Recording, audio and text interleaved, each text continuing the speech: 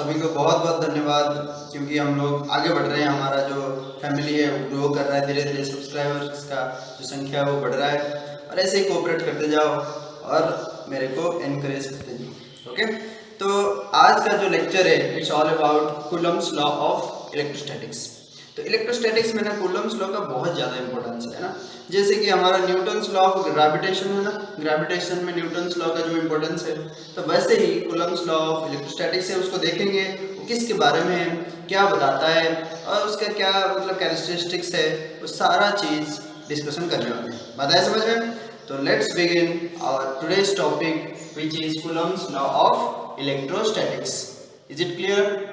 तो सबसे पहले मैं बताऊंगा इसका स्टेटमेंट। तो ये कूलम्स लॉ क्या बताता है, मतलब ये किसके बारे में है, क्लियर है? तो इसके स्टेटमेंट को आते हैं, यहाँ पे स्टेटमेंट डिटेल में लिख दिया हूँ और इसको मैं समझाता हूँ। देखो, अकॉर्डिंग टू दिस लॉ, इस लॉ के अनुसार दो पॉइंट चार्ज के बीच में जो फोर्स लाई करता है, तुमको पता है ना, दो चार्ज के बीच में जो फोर्स रहता है उसको इलेक्ट्रोस्टैटिक फोर्स बोलते हैं। और दो पॉइंट चार्ज के बीच में जो इलेक्ट्रोस्टैटिक फोर्स ऑफ अट्रैक्शन हो या रिपल्सन हो, वो फोर्स का जो अमाउंट है वो किसके ऊपर डिपेंड करता है, उसके बारे में ये कूलम्स लॉ बताता है। बात है समझ में? तो ये कूलम जो साइंटिस्ट था ना, बहुत सारा एक्सपेरिमेंट किया, ये पॉइंट चार्जेस को लेके उसका चार्ज का अमाउंट धीरे धीरे बढ़ाते गया और देखा कि फोर्स का क्या क्वांटिटी आ रहा है। फिर उसके बाद चार्ज के बीच में डिस्टेंस भी बढ़ाते गया, फिर देखा फोर्स का मतलब क्या प्रभाव फोर्स के ऊपर पड़ रहा है। बात है समझ में? तो इस तरह का चार्ज और डिस्टेंस ये दोनों को वेरी करते करते वो एक्सपेरिमेंट कर दिया और डेटा रेडी कर दिया। और उससे वो देखा कि जो फोर्स है दो पॉइंट चार्ज के बीच में, वो फोर्स है ये डायरेक्टली प्रोपोर्शनल है प्रोडक्ट ऑफ चार्जेस के बीच में। मतलब जो दो चार्ज है जिसके बीच में ये इलेक्ट्रोस्टैटिक फोर्स लगा है, ये चार्ज का जो प्रोडक्ट है वो जितना बढ़ते जा रहा है, तो उसके साथ साथ ये फोर्स का जो क्वांटिटी है वो भी बढ़ रहा है। डायरेक्टली प्रोपोर्शनल का मतलब है एक क्वांटिटी जब बढ़ता है दूसरा क्वांटिटी भी उसके साथ साथ बढ़ता है। तो force between two point charges is directly proportional to the product of charges. Okay, अब देखो सेकंड और क्या नोटिस किया हो, वो नोटिस किया कि दोनों पॉइंट चार्ज के बीच में जो डिस्टेंस है, डिस्टेंस ऑफ सेपरेशन, उनके सेंटर टू सेंटर जो डिस्टेंस ऑफ सेपरेशन है वो जैसे जैसे धीरे धीरे बढ़ते जा रहा है ना, रैपिडली फोर्स का अमाउंट घटते जाता है। तो इसलिए वो बताया कि जो force between two point charges, electrostatic force is inversely proportional. Inversely मतलब एक बढ़ता है तो दूसरा घटता है। Is inversely proportional to square of distance between those two charges. वो दोनों चार्जेस के बीच में जो डिस्टेंस है उसके स्क्वायर के साथ इनवर्सली प्रोपोर्शनल। मतलब डिस्टेंस अगर 2 गुना बढ़ जाएगा, फोर्स 4 गुना बढ़ जाएगा, तो 2 का स्क्वायर 4 हो जाएगा। बात है समझ में? तो ये डायरेक्टली और इनवर्सली आपको समझ में आया। तो यही है फोर्स कैसे चार्ज के क्वांटिटी के साथ साथ और उसके बीच में जो डिस्टेंस है उसके साथ साथ कैसे वेरी कर रहा है, कैसे बदल रहा है, उसको बताता है हमारा कूलम्स लॉ ऑफ इलेक्ट्रोस्टैटिक्स। देखो, आपके मन में डेफिनेटली एक सवाल आ रहा होगा, सर आप जो बार बार पॉइंट चार्ज बता रहे हैं, ये पॉइंट चार्ज है क्या? ये पॉइंट चार्ज के बारे में और थोड़ा बताइए। तो मैं बता देता हूँ, ध्यान से सुनो। जब एक चार्ज ऑब्जेक्ट है, ये एक चार्ज ऑब्जेक्ट है, इसके ऊपर मान लो 5 कूलम चार्ज लाई करता है। पता है समझ में? तो ये चार्ज ऑब्जेक्ट का साइज और एक उसके पास और एक चार्ज ऑब्जेक्ट है, उनके बीच में जो डिस्टेंस है ना, ये डिस्टेंस की तुलना में इसका साइज अगर बहुत कम है, बहुत छोटा है, पता है समझ में, उस केस में ये चार्ज ऑब्जेक्ट को बोला जाएगा पॉइंट चार्ज ऑब्जेक्ट। और स्पेशली मतलब रफली तुम बोल सकते हो कि एक पॉइंट चार्ज है। तो पॉइंट चार्ज कब बोलेंगे एक चार्ज को? जब चार्ज जिसके ऊपर है, जिस ऑब्जेक्ट के ऊपर है, उसके साइज, डिस्टेंस, दूसरे चार्ज जिसके साथ वो इंटरेक्शन कर रहा है, फोर्स लगा रहा है जिसके ऊपर, उसके बीच में जो डिस्टेंस है ना, डिस्टेंस की तुलना में अगर ये ऑब्जेक्ट, चार्ज ऑब्जेक्ट का जो साइज है बहुत छोटा है, बहुत मिनिएचर, छोटा छोटा है ना, तो उस केस में उसको बोलेंगे पॉइंट चार्ज। जैसे हम ग्रेविटेशन में पढ़ रहे थे ना, पॉइंट मास, एग्जैक्टली सिमिलर तरीके में ये हो गया पॉइंट चार्ज। तो पॉइंट चार्ज आप लोगों को समझ में आ गया कि चार्ज ऑब्जेक्ट का साइज डिस्टेंस के साथ अगर कम है तो उसको पॉइंट चार्ज बोलेंगे। तो पॉइंट चार्ज के बीच में जो फोर्स लाई करता है, अगर सेम चार्ज होगा तो रिपल्सिव फोर्स लाई करेगा, अगर अपोजिट चार्ज होगा तो उसके बीच में कौन सा फोर्स लाई करेगा? Attractive force. तो ये इलेक्ट्रोस्टैटिक, रिपल्सिव और अट्रैक्टिव फोर्स जो कि दो पॉइंट चार्ज के बीच में लाई करता है, वो कैसे बदलता है? ये चार्ज के क्वांटिटी के साथ और उनके बीच में जो डिस्टेंस है उसके साथ। तो क्वांटिटी और डिस्टेंस के साथ कैसे बदलता है, यही हमको बताता है कूलम्स लॉ ऑफ इलेक्ट्रोस्टैटिक्स। बात है समझ में? तो इसलिए ये स्टेटमेंट आपको बढ़िया से याद रखना है। स्टेटमेंट का तो दो तीन चीज इंपॉर्टेंट पॉइंट, जैसे कि ये पॉइंट चार्ज लिखना जरूरी है ना। तो क्योंकि कूलम्स लॉ आगे मतलब इसका क्या क्या वैलिडेशन है, क्या क्या मेरिट डिमेरिट है, आगे तो डिस्कशन करेंगे, मगर यहाँ पे बता देता हूँ ये जो स्टेटमेंट है ना, ये पॉइंट चार्ज यहाँ पे मेंशन करना जरूरी है, क्योंकि पॉइंट चार्जेस के बीच में ये कूलम्स लॉ मतलब होल्ड करता है। बात है समझ में? अब देखो ये डायरेक्टली प्रोपोर्शनल, ये भी लिखना जरूरी है। डायरेक्टली प्रोपोर्शनल किसके साथ? प्रोडक्ट ऑफ चार्जेस, सिर्फ चार्जेस के साथ नहीं, प्रोडक्ट। जैसे कि इसके ऊपर 10 है, इसके ऊपर 5 है, प्रोडक्ट कितना हो गया? 50। और इसके ऊपर 5 हो जाएगा, इसके ऊपर 10 हो जाएगा, प्रोडक्ट वही 50 रहेगा, तो बदल नहीं रहा, तो फोर्स बढ़ेगा नहीं। बात है समझ में? तो इसलिए प्रोडक्ट बढ़ना जरूरी है। और ये प्रोडक्ट जैसे जैसे बढ़ते जाएगा तो दोनों के बीच में जो फोर्स है ना वो बढ़ते जाएगा। तो प्रोडक्ट कब बढ़ेगा? एक को फिक्स रख के दूसरे को बढ़ाते जाओ, या दोनों को बढ़ाते जाओ। बात है समझ में? तो ऐसे ही ये चार्ज के प्रोडक्ट के साथ फोर्स बढ़ता है। अगर ये बढ़ेगा तो ये बढ़ेगा, ये घटेगा तो ये घटेगा। डायरेक्टली प्रोपोर्शनल है। और स्क्वायर ऑफ डिस्टेंस के साथ ये इनवर्सली प्रोपोर्शनल है। और दोनों रिलेशनशिप को अगर जोड़ देंगे तो हमको क्या मिल जाएगा कि F proportional to force between two point charges proportional to ये Q1 Q2 divided by R²। बात है समझ में? मतलब ये एंटायर टर्म जब बढ़ता है तो फिर फोर्स बढ़ेगा, ये एंटायर टर्म जब घटेगा तो ये फोर्स घटेगा। तो इस तरह का हमको ये दोनों को जोड़ के ये रिलेशनशिप मिल गया है। और यहाँ पे मेरे को बता, जब प्रोपोर्शनैलिटी साइन हट जाता है तो क्या आ जाता है हमारा? हमेशा एक कांस्टेंट टर्म जुड़ जाता है, इक्वल साइन आ जाता है, फिर उसके साथ साथ एक कांस्टेंट टर्म जुड़ जाता है। तो यहाँ पे जो कांस्टेंट है इसको मैं लिख रहा हूँ K। क्या लिख रहा हूँ? K। तो इसको कांस्टेंट ऑफ प्रोपोर्शनैलिटी बोल सकते हो, या इलेक्ट्रोस्टैटिक फोर्स कांस्टेंट इसको भी बोल सकते हो। ओके, तो यहाँ पे हमारा एक्सप्रेशन आ गया F बराबर K इंटू Q1 Q2 अपन R²। देखो ये एक्सप्रेशन बहुत जरूरी है, इसको बोलते हैं कूलम्स लॉ का एक्सप्रेशन। कूलम्स लॉ का एक्सप्रेशन बोलते हैं, और इसका बहुत ज्यादा एप्लीकेशन है आने वाले पूरा फिजिक्स 1 में। क्लियर है? फिजिक्स 2 में भी कहीं पे एटॉमिक फिजिक्स में हमारा भी ये एक्सप्रेशन काम आया था। ओके, तो यहाँ पे आप लोगों को एक चीज में याद दिलाना चाहूंगा कि न्यूटन्स लॉ ऑफ ग्रेविटेशन का जो एक्सप्रेशन था, याद करो, वहां पे भी था फोर्स बराबर कैपिटल G m1 m2 अपन R²। वैसे ही कुछ ये रिलेशनशिप है, दिख रहा है ना? और स्टेटमेंट भी वैसे ही कुछ है। तो उसके साथ आप लोग कंपेयर करके ये कूलम्स लॉ ऑफ इलेक्ट्रोस्टैटिक्स को याद रख सकते हो। वो बस था दो मास के बीच में ग्रेविटेशनल फोर्स कैसे वेरी कर रहा है उसके बारे में था, न्यूटन्स लॉ ऑफ ग्रेविटेशन। और यहाँ पे बस दो चार्ज के बीच में जो इलेक्ट्रोस्टैटिक फोर्स रहता है ना वो कैसे बदल रहा है उसके बारे में कूलम्स लॉ ऑफ इलेक्ट्रोस्टैटिक्स है। पता है समझ में? तो इसलिए आप लोगों को ये वाला जो रिलेशनशिप है इसको याद रखना बहुत ही इंपॉर्टेंट है। Is it clear? तो इसके बाद देखो आगे ये जो K में बताया इलेक्ट्रोस्टैटिक फोर्स कांस्टेंट, उसके बारे में थोड़ा और मैं बता रहा हूँ, है ना? देखो यहाँ पे देखो ये K का जो वैल्यू है ये कांस्टेंट है ना, कांस्टेंट का वैल्यू 1/4 पाई एप्सिलॉन नॉट। ये 1/4 पाई इसको बोलते हैं एप्सिलॉन नॉट, है ना? एप्सिलॉन नॉट, है ना? तो नॉट मतलब 0 के लिए बोल रहे हैं। तो ये एक्चुअली ये जो सिंबल है ना ये इसको बोलते हैं एप्सिलॉन। तो देखो ये एप्सिलॉन के बारे में आगे बताऊंगा परमिटिविटी क्या है। अब इतना याद रख लो कि K का क्या वैल्यू है 1/4 पाई एप्सिलॉन नॉट। और ये K का जो मतलब जो फिक्स वैल्यू है ना CGS यूनिट में K का वैल्यू हो जाता है 1, कांस्टेंट है ना। और SI यूनिट में K का वैल्यू ये 1/4 पाई एप्सिलॉन नॉट को कैलकुलेट करेंगे तो 9 × 10⁹ इसका वैल्यू हो जाता है। और इसका यूनिट भी है, और यूनिट अगर देखेंगे ये हो जाएगा newton metre square divide by coulomb square. तो ये हो गया हमारा K का ये SI यूनिट में इसका वैल्यू और यूनिट। और ये CGS में, ये CGS में इसका क्या हो गया वैल्यू K बराबर। ये एक्सपेरिमेंटली एक कांस्टेंट का वैल्यू निकाला जाता है। आप लोगों को पता है कोई भी कांस्टेंट का वैल्यू एक्सपेरिमेंटली ही निकाला जाता है। G कैपिटल G का हो, ये K का हो, या बोल्ट्जमैन कांस्टेंट हो, या यूनिवर्सल गैस कांस्टेंट हो, कोई भी कांस्टेंट हो, हमेशा उसका वैल्यू एक्सपेरिमेंट से निकला जाता है। तो यहाँ तक आप लोगों को आई होप कि क्लियर हो गया कि कूलम्स लॉ किसके बारे में है, उसका स्टेटमेंट क्या है, और स्टेटमेंट से ये एक्सप्रेशन कैसे निकला, और यहाँ पे ये K क्या है। Okay, 1/4 pi epsilon not electrostatic force constant. फिर उसके बाद ये जो चीज आया 1/, इसका क्या वैल्यू है CGS में और SI में, इतना क्लियर हो गया। अब ये जो एप्सिलॉन नॉट इसको बोलते हैं परमिटिविटी। क्या बोलते हैं? परमिटिविटी। उसके बारे में आगे मैं बताने जा रहा हूँ।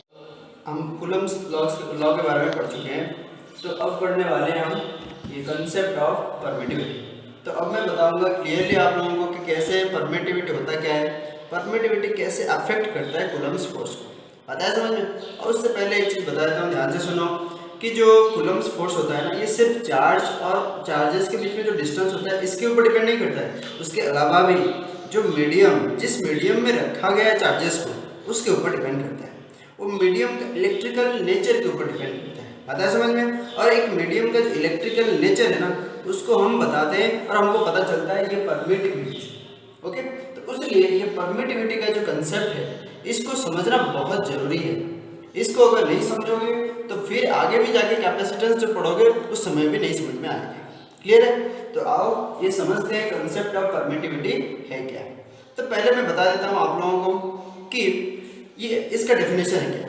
मतलब ऐसे डिफाइन किया जाता है, कोई भी एक मटेरियल मीडियम का परमिटिविटी बोले तो it's measure of electrical polarisability. इसका मतलब जब कोई भी एक चार्जर, यहाँ पे ध्यान से बोर्ड पे देखो, कोई भी चार्ज को जब हम रखते हैं उसके चारों तरफ क्या बन जाता है, इलेक्ट्रिक फील्ड बन जाता है ना, आप लोगों को पता है कि नहीं। तो जब इलेक्ट्रिक फील्ड बन जाता है, इस इलेक्ट्रिक फील्ड के अंदर जब दूसरा चार्ज कोई आता है उसके ऊपर ये फोर्स लगाता है, बात है समझ में। तो मेरे को बताओ, अगर कोई मीडियम रहेगा, दो चार्ज ऐसे हैं, पॉजिटिव चार्ज और नेगेटिव चार्ज, ये आपस में एक दूसरे के ऊपर क्या लगा रहे थे, फोर्स लगा रहे थे, और इसके बीच में कोई भी मीडियम नहीं था, एकदम वैक्यूम था। क्या था? वैक्यूम। तो उस केस में ना ये जो फोर्स इसके ऊपर लगा रहा था तो कंप्लीटली लगा पाएगा, बीच में उसको डिस्टर्ब करने के लिए कुछ भी नहीं है, वैक्यूम है एकदम, कोई भी एटम्स, कोई भी मॉलिक्यूल्स कुछ भी नहीं है, तो उसलिए पूरा फोर्स लगा पाएगा, फोर्स का अमाउंट सर्वाधिक होगा, बात है समझ में। अगर वैक्यूम के बदले कोई दूसरा मीडियम यहाँ पे मैं रख दूंगा, उस केस में आप लोगों को पता है कोई भी मीडियम वो एटम्स और मॉलिक्यूल्स को लेकर बना हुआ होता है, उसमें भी न्यूक्लियस रहते हैं सेंट्रली पॉजिटिव, उसके चारों तरफ इलेक्ट्रॉन्स घूमते रहते हैं। जो इंसुलेटिंग मीडियम होता है उसमें जो इलेक्ट्रॉन घूमते हैं वो थोड़ा पास पास घूमते हैं, बाउंड इलेक्ट्रॉन्स बोलते हैं। और जो कंडक्टिंग मीडियम होता है, दो तरह का मीडियम हो सकता है ना, तो कंडक्टिंग मीडियम में क्या होता है, जो इलेक्ट्रॉन्स होते हैं दूर दूर घूमते हैं और थोड़ा फ्री रहते हैं, मतलब वो फ्लो कर सकते हैं। इस तरह का दो मीडियम है। अगर वैक्यूम के बदले ये दोनों मीडियम को बीच में लाके रखेंगे तो ये चार्ज इस चार्ज के ऊपर जो फोर्स लगा रहा था उसके ऊपर क्या इफेक्ट पड़ेगा, इसको समझना है ये परमिटिविटी के कंसेप्ट से। ओके, तो अब समझो, मेरे को बताओ तुम कि अगर कोई एक वैक्यूम के बदले में एक इंसुलेटिंग मीडियम लाके रख दिया, इंसुलेटिंग मीडियम मतलब उसका न्यूक्लियस और उसका इलेक्ट्रॉन, उसको ऐसे दिखाते हैं थोड़ा प्लस माइनस करके, है ना। तुम ऐसे भी दिखा सकते हो, जैसे कि ऐसे भी दिखा सकते हो, ये प्लस ये माइनस, है ना, ये न्यूक्लियस और ये इलेक्ट्रॉन। तो इस तरह का वो रैंडमली ऐसे ओरिएंट होके थे, प्लस माइनस ऐसे रैंडमली ओरिएंट होके प्लस माइनस। जब ये चार्ज इसके ऊपर फोर्स लगा रहा है, अट्रैक्टिव फोर्स, तो ये क्या करेगा ना, इसके बीच में जो इलेक्ट्रॉन्स होंगे ना वो भी तो नेगेटिवली चार्ज है, तो इसका अट्रैक्टिव फोर्स को पहले एक्सपीरियंस कर लेंगे और उसके चलते क्या होगा, ये सब जितने भी सारा नेगेटिव वाला है ना इधर आ जाएगा, ये सब नेगेटिव वाला इधर आ जाएगा, ऐसे ओरिएंट होकर रह जाएंगे। और इसी को ही बोलते हैं पोलराइजेशन, मतलब एक तरफ नेगेटिव और एक तरफ पॉजिटिव। देखो इस तरफ नेगेटिव आ गया, इस तरफ पॉजिटिव आ गया, तो ये नेगेटिव पोल डेवलप हो गया, इधर पॉजिटिव पोल डेवलप हो गया, तो इसको बोलते हैं पोलराइजेशन। तो यहाँ पे हम बोलेंगे कि ये चार्ज की फोर्स की वजह से, ये जो चार्ज की फोर्स की वजह से इस मटेरियल मीडियम का जो इलेक्ट्रॉन्स और जो न्यूक्लियस था वो ओरिएंट हो गए, आपस में एडजस्ट कर लिए और पोलराइज हो गए, आता है समझ में। और जिस मीडियम का ये पोलराइज करने का जो क्षमता है, मेजर है, वो ज्यादा रहता है, उसको बोलते हैं, उसका परमिटिविटी ज्यादा है। मतलब ये जो फोर्स है ना उसको वो अपने आपके मतलब मीडियम के थ्रू अलाउ कर रहा है, परमिट कर रहा है कि मेरे थ्रू पास कर और मेरे को ओरिएंट कर दे, मेरे को पोलराइज कर दे, मेरे को सजा दे, पता है समझ में। उसीलिए जो मीडियम ये इलेक्ट्रिक फोर्स को अपने थ्रू अलाउ करता है और अपने आप को एडजस्ट कर देता है, ओरिएंट कर देता है, सजा देता है ज्यादा, उसको बोलते हैं उसका परमिटिविटी ज्यादा है, पता है समझ में। तो जब इंसुलेटिंग मीडियम जिसका फ्री इलेक्ट्रॉन कम है, बाउंड इलेक्ट्रॉन ज्यादा है, तो वो इतना बढ़िया से ओरिएंट नहीं हो पाएगा, थोड़ा सा ओरिएंट होगा, तो उसके चलते ये जो फोर्स है ना तो वो थोड़ा सा ही कम होगा। मगर जैसे जैसे और कंडक्टिंग मीडियम डालते जाएंगे ना इसके बीच में, मतलब इसका परमिटिविटी बहुत ज्यादा हो, उस केस में मतलब कंडक्टिंग मीडियम मतलब बहुत ज़्यादा इलेक्ट्रिक फोर्स को अलाउ करेगा, तो उसका मतलब परमिटिविटी क्या होगा, ज़्यादा। तो उसको अगर रखेंगे तो उसका फ्री इलेक्ट्रॉन इधर आके जमा हो जाएगा, बाकी इधर से इलेक्ट्रॉन सब इधर भाग जाएगा, तो इधर पॉजिटिव चार्ज डेवलप हो जाएगा। तो इस तरह का दो पोल डेवलप हो जाएगा और वो पोलराइज बहुत ज़्यादा हो सकता है, पता है समझ में। तो उसलिए ना उस केस में जो कूलम्ब फोर्स ये इसके ऊपर लगा रहा था वो थोड़ा कम हो जाएगा, क्योंकि बीच में ये सब आ गए, क्लियर है। तो उसलिए इसलिए बोला जाता है, आपको फाइनल कंक्लूजन जो है ये याद रखना है कि परमिटिविटी एक मीडियम का इलेक्ट्रिकली पोलराइजेबिलिटी जो मतलब क्वालिटी है उसको समझाता है, उसको बताता है। जो मीडियम ज़्यादा इलेक्ट्रिकली पोलराइज हो सकता है, इलेक्ट्रिक फोर्स को अपने थ्रू पास मतलब करा देने के लिए उस क्षमता रखता है, उसका परमिटिविटी होता है ज़्यादा। ओके, तो इसलिए अब मैं आप लोगों को बताने जा रहा हूँ जो चीज़ उसको याद रखो। देखो वैक्यूम जो होता है ये होता है सबसे इंसुलेटिंग मीडियम, है ना। ये सबसे इंसुलेटिंग मीडियम क्यों है, क्योंकि इसके अंदर कोई भी एटम्स मॉलिक्यूल नहीं, पूरा खाली है। तो वैक्यूम मीडियम में हमारा जो कूलम्ब्स फोर्स है ये होगा मैक्सिमम। क्या होगा, मैक्सिमम। बात है समझ में। तो फिर धीरे धीरे जैसे हम इंसुलेटिंग मीडियम डालते जाएंगे और कोई इंसुलेटिंग मीडियम में डाल रहा हूँ जिसका परमिटिविटी क्या हो गया, हायर हो गया, ओके। तो उस केस में मतलब वैक्यूम से हायर है, तो उस केस में इसका परमिटिविटी हायर हो गया। तो परमिटिविटी जैसे हायर होगा ये फोर्स क्या होगा, डिक्रीज हो जाएगा। तो फोर्स क्या होगा, फोर्स डिक्रीज करना शुरू करेगा, फोर्स डिक्रीज हो जाएगा, पता है समझ में। तो फिर धीरे धीरे और कंडक्टिंग मीडियम में डाल दिया दोनों चार्ज के बीच में, तो उसका परमिटिविटी और बढ़ जाएगा, ओके। तो उस केस में फोर्स और कम हो जाएगा। ये बात आया समझ में। तो परमिटिविटी बढ़ने के साथ साथ हमारा जो कूलम्ब्स फोर्स है वो क्या हो जाता है, डिक्रीज। यही मैं बताना चाहता था आप लोगों को परमिटिविटी के कंसेप्ट से। तो परमिटिविटी कोई भी मीडियम का एक क्वालिटी होता है जिससे पता चलता है वो मीडियम अपने थ्रू इलेक्ट्रिक फोर्स को कितना अलाउ कर रहा है, पास करने के लिए अलाउ कर रहा है, ओके। और वो जितना अलाउ कर देगा और उतना ही ज्यादा हमारा फोर्स जो ये चार्ज इस चार्ज के ऊपर लगा रहा था वो डिक्रीज हो जाएगा। तो परमिटिविटी जिसका ज्यादा होगा और कूलम्ब्स फोर्स उतना ही कम हो जाएगा, ओके। तो अब हम ये परमिटिविटी का यूनिट और डायमेंशन निकालेंगे। तो ध्यान से अब क्या करेंगे, परमिटिविटी का यूनिट और डायमेंशन निकालेंगे। किस फॉर्मूले से, कूलम्ब्स लॉ का जो फॉर्मूला हमारा था उस फॉर्मूले से, है ना।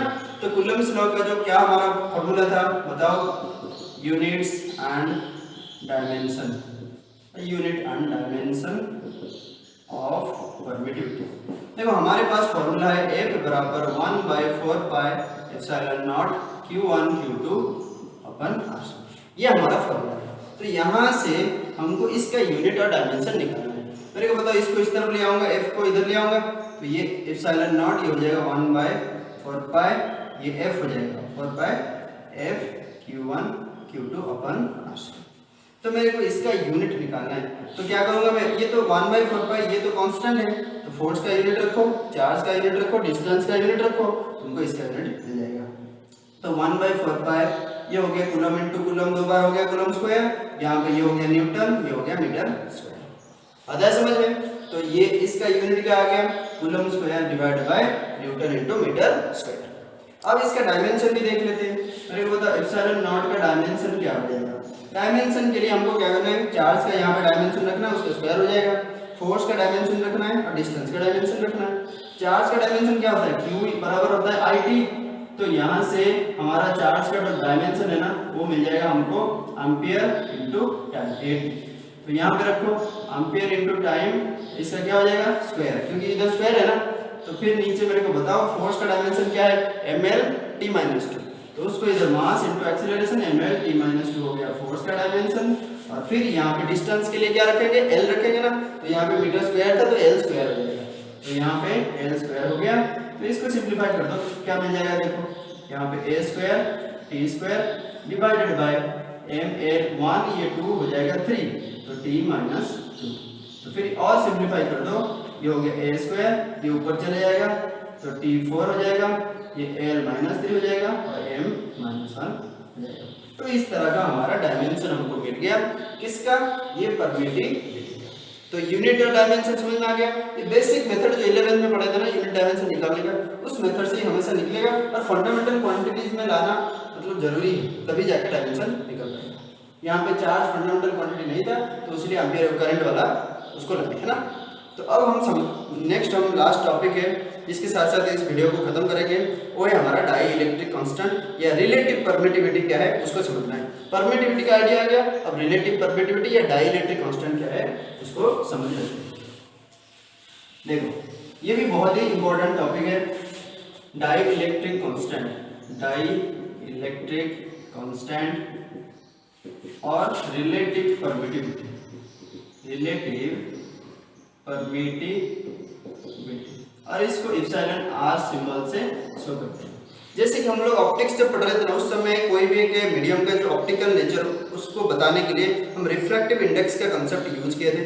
एक वो नंबर यूज किए थे, नंबर आता था जो कि हमको बताता था कि मतलब वैक्यूम की तुलना में एक मीडियम में लाइट का जो स्पीड है ना कितना कम हो जाता था, है ना। उस नंबर से पता चलता था, जितना गुना कम हो जाता था मतलब वो नंबर हमको बताता कि उस मीडियम का वो रिफ्रैक्टिव इंडेक्स है।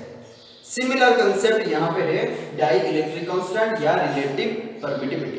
तो ये एक नंबर आएगा, पता है समझ में, ये नंबर जो है ना हमको बताएगा कि वैक्यूम में जो कूलम्ब्स फोर्स था सर्वाधिक, उसकी तुलना में जिस मीडियम का हम डाई इलेक्ट्रिक कांस्टेंट निकालने जा रहे हैं उस मीडियम में कूलम्ब्स फोर्स कितना कम हो गया, कितना गुना कम हो गया। जितना गुना कम हुआ वो जो नंबर आएगा वही हमको बता देगा कि उस मीडियम का डाई इलेक्ट्रिक कांस्टेंट है, पता है समझ में। तो इसलिए हर एक मीडियम के साथ साथ एक नंबर हम एसोसिएट किए हैं जिसको बोलते हैं उस मीडियम का डाई इलेक्ट्रिक कांस्टेंट या रिलेटिव परमिटिविटी।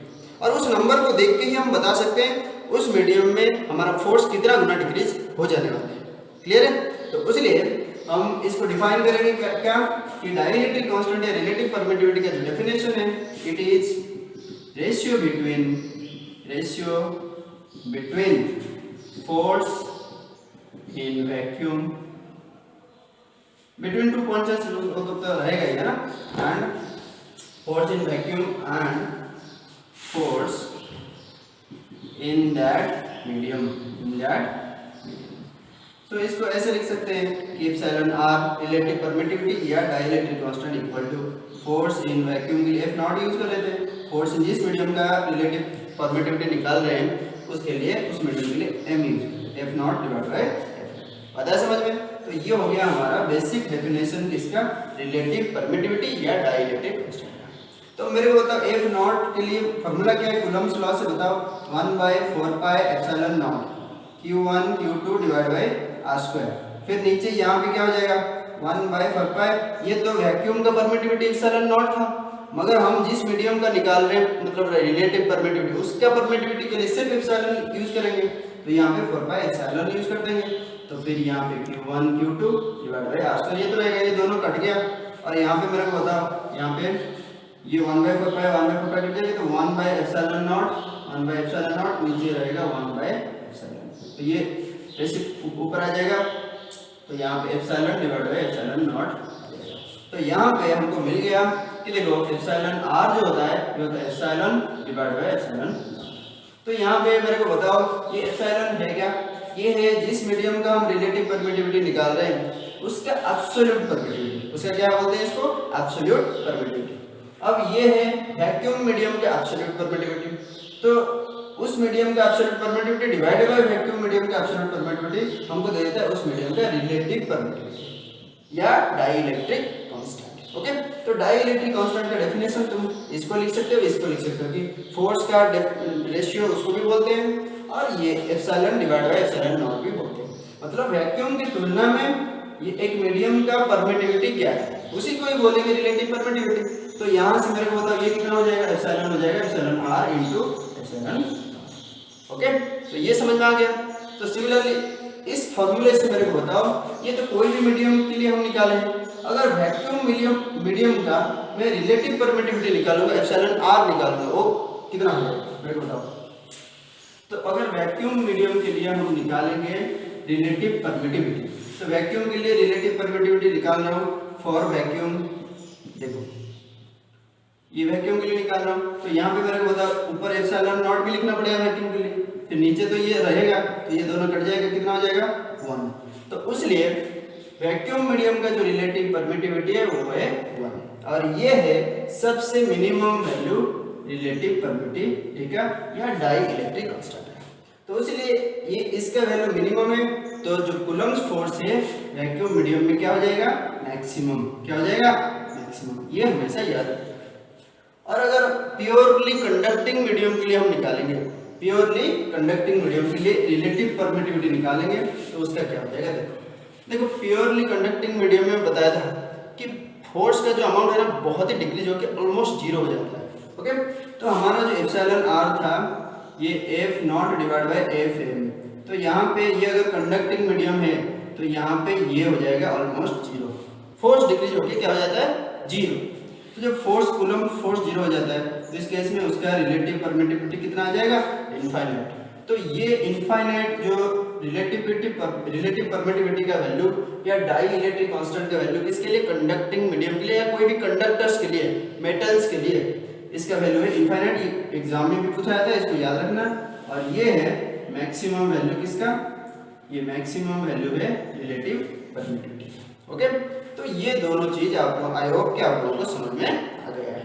तो इसके साथ साथ मैं आप लोगों को ये वीडियो लेक्चर में कूलम्ब्स फोर्स है क्या, कूलम्ब्स लॉ ऑफ इलेक्ट्रोस्टैटिक्स के बारे में बता दिया, फिर उसके बाद परमिटिविटी का थोड़ा बहुत कंसेप्ट दिया, उसका यूनिट डायमेंशन कैसे निकालेंगे उसको बता दिया, और फाइनली आप लोगों को ये डाई इलेक्ट्रिक कांस्टेंट का कंसेप्ट भी दे दिया। ओके, तो आई होप कि आप लोग बढ़िया से, आप लोगों को समझ में आया। अगर समझ में आया तो बढ़िया से सबके साथ शेयर करो, लाइक करो, शेयर करो, सब्सक्राइब करो, ये सब करते रहो। ओके, और सी यू नेक्स्ट टाइम, और until then please be safe and healthy.